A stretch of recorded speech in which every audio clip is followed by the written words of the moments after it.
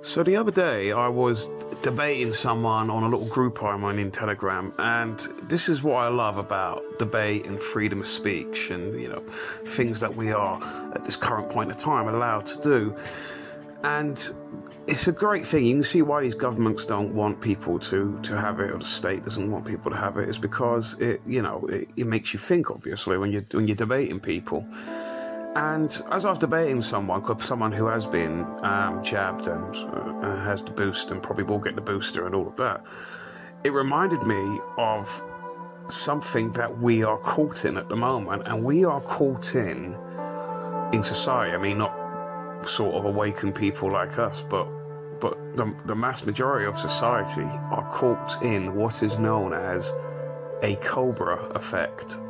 Now, I almost totally forgot about the Cobra Effect. It wasn't until, like I said, I was debating this person that it just, the back of my memories, the back of my mind, it came up, and I couldn't believe that I'd forgotten about it.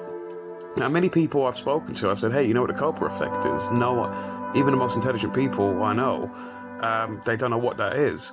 And this is exactly what we are caught in at the moment. Now, the Cobra Effect, it is named after the actual cobra snake, but it's an economic phenomenon.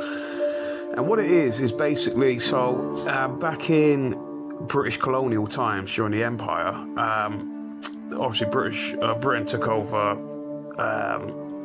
India, and specifically in Delhi in India there was a lot of cobras. So what the British government did, this is a classic example of sort of socialist welfare ideas that have good intentions on the tin, but really when they're played out, they do not work out in real life, right?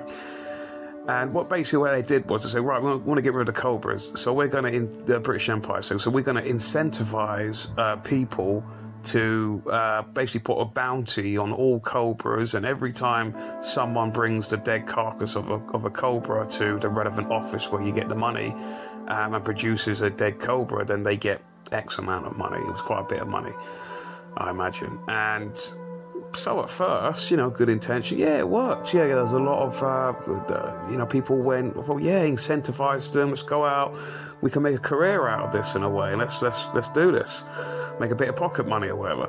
So they went out, and at first it worked, a lot of cobra went down. But then what people started to realize, so people aren't stupid, they're smart. What people started to realize is that, hey, we could make a lifelong career out of this. So what people started to do was see governments that they'd never think about these sort of long-term consequences. What people started to do was that they started breeding cobras, and then they released the cobras into the wild, kill it, and then produce the carcass. It's called the Cobra Effect. So it's good ideas, but obviously people want to make money out of this. Now, next example is, I think this was in China, is that same sort of, I don't think it was the British Empire this time, I forgot, I think it was somewhere else. And what they did was, again, rats this time though, not cobras, rats. And they said, but they're a little bit more civil, to use those words lightly, is that what the relevant government said at the time is that if you produce simply a rat's tail, cut the rat off a tail and produce it, we will give you money for it. So this made it even easier then for sort of nasty entrepreneurish sort of people, thinking people. All they would do was capture a rat, cut the tail off the rat off, make money from the tail, and then release the rat back into the sewers, because then the rats, even without the tails, would obviously still keep breeding and produce rats with tails. So it was this sort of thing. Now, we are currently caught in the Cobra Effect, because what's going on is that big multinational, big pharma are producing these boosters for every variant that is that comes by.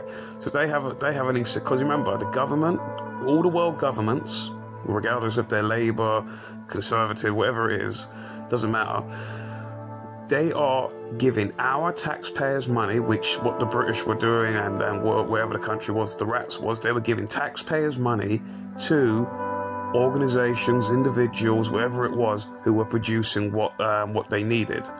And it created this artificial market where there was no real need for the thing it was. So now we're having boosters, which in my opinion are not necessary. And I have no evidence to support this theory, but based on these things, I'm going to use a very recent example too of the Cobra Effect as well to back up my possible. I'm not saying it's desperate. I've got no real evidence, but I would not be surprised if it came by in 10, 20, 30 years time, is that the big pharmaceutical agencies, the organizations, were actually creating these variants. If you do believe in a world that these variants actually do exist, that they are actually creating these variants in order to produce an artificial market for a false demand for boosters. Or they are simply, because we all know that big multinational corporations who have both big shares in big pharma and media corporations, perhaps someone or a group of people are making sure that the new variant types are hyped up, and therefore creates an artificial market for a demand for the boosters. Now, that might sound a bit far-fetched, because I've gone from individuals from India, and I think China, I think was the other place for the rats, from individuals or small groups of people to actually claiming money off this. But there is a very recent example of big multinational corporations doing this from the years of 2005 to 2013. Now, what happened is that the UN, they have a sort of subcommittee called the IPCC, the International Panel for Climate Change, and this panel ruled or declared that there was a particular byproduct gas that was being produced from coolants, from factories, power plants, etc., that were very dangerous to the environment. So again, good intentions, bad results. So the good intentions was, we will incentivize these big multinational corporations to dispose of this gas cleanly and safely for taxpayers' money, for a bounty, let's say. Now, at first, it was working, but guess what happened? What do you think happened? Well, the big multinational corporations started producing more of this harmful gas that was detrimental to the environment and us. So they would risk even producing more of this gas and hurting the environment more, whether that means animals or plant life, whatever it is. They would purposely produce it, totally immoral, totally unethical, and would do this in order to make millions and millions and millions of our money, because it's taxpayers' money, and then producing this. And this went on for 8 years, and it only ended in 2013. Right? So is it, this is the question I ask, so is it so impossible to think that if you do live in a world where you do believe these variants are real, that the big multinational, big pharma corporations are creating these variants, or at least bribing or paying or making big media corporations overhype the situation? Because we know in South Africa it isn't that bad, and that's where the new Omicron variant comes from. But yet we in the UK seem to be making a big deal out of it, or at least in the West. And they're paying. They're basically, because they have shares in both media and even more so in big pharma, which means obviously if once the transfer of wealth of taxpayers' money goes into big pharma, they will be obviously profiting via dividends. Now, is that so impossible? I don't have any proof of that, at least not yet.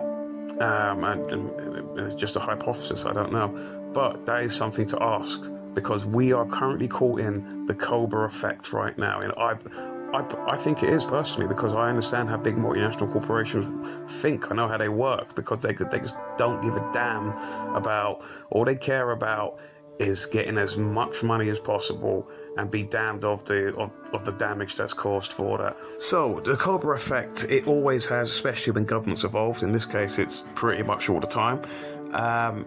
they make the problem worse. So again, these people who have willy-nilly gone along with this and not questioned anything and just rolled up their sleeves and got all of these jabs, they have to keep jumping the hoop now. Because even though it was 15 million jabs to freedom, there's obviously a lot more people who have supposedly taken these, and we're still in this situation. First it was said, oh, you just need to be double jab. Oh, now you need a double jab plus a booster, which is just another jab. It's just nice, just change the name. And in places like Israel, now you need 4. And 4 will come here as well. And it will just keep going on and on and on. And these are the sort of good intentions, bad results, because there is an artificial market, in my opinion, being created, probably coming from big pharma with the aid of, I think, a latter option, that they're influencing mainstream media tycoons to overhype the situation, and people will keep going along with it. And they'll keep going along with it because also the fear propaganda has worked, and they're scared that even though they've taken 3 jabs, 4 jabs, 5 jabs, 6 jabs, as soon as they refuse one, they'll be labelled an anti-vaxxer, even though that's a nonsense term. It's like I said previously, it's the equivalent of being called a racist because you dare speak about economic migration, even though you might be married to a migrant. Doesn't matter, you're still now a racist. Doesn't make any sense. So this is the problem that people have to do, and what many have not learned in the past, whether it's British colonial times. There's other examples of the Cobra Effect as well. They're just 3 that I've just mentioned. Is that people don't seem to learn is that we have to stop giving money to governments. We have to taxation has to become voluntary. Now, many people, this is a libertarian argument.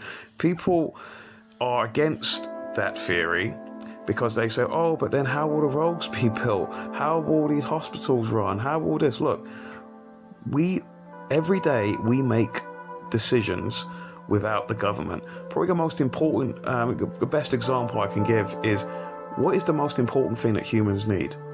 It's food, right? Nutrition, food and drink, right? And yet, the government do not, at least in this country anyway, the government do not control the food. We go into supermarkets or simple markets or wherever it is, shops, small shops, large and small, and we voluntarily make a transaction with our money to buy food, right? There is no difference in any other any industry in society, whether that's education, whether that's healthcare, whether that's wherever. We don't need a government to regulate anything until people start waking up, and this sort of brainwashed belief that, oh, taxation is the price we pay to live in a civil society. Well, that doesn't make any sense to me. So how is it civil for a state to put a gun to your head, pretty much, and say, give us your money or we go to prison? There's no difference from theft. That's literally why the libertarians have the age-old saying now, taxation is theft, because there is no fundamental difference of being mugged on the street. The government tell you have to pay for these services, no matter how terrible they are, or you go to prison. That's not a choice. You're being made to do that. You are a slave for doing that, right?